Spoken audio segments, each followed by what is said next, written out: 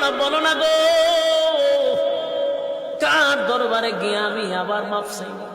তুমি ছাড়া তো আমাদের মালিক নেই। আল্লাহ তুমি মাপ না করলে আমি কার দরবারে গিয়া দ্বারস্থ হব?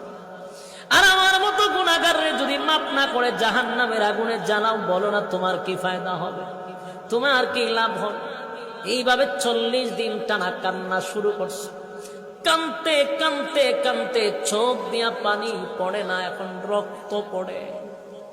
এমন কান্না কানছে রে, এমন ভাবে তওবা করছে, তওবা করতে গিয়ে আমার মালিক নিয়ে তো খুশি করা করছে।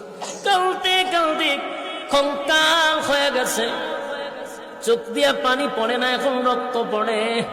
শুধু গুনার উপরে লজ্জিত হইয়া সাহাবায়ে কেরাম গিয়া ওই সাহাবীরে নিয়ে আসলেন নবীজির সামনে। নবীজি তাকায়া দেখে সাহাবী চোখ দিয়া রক্ত পড়ে, শরীরটা যেন কঙ্কাল হয়ে গেছে।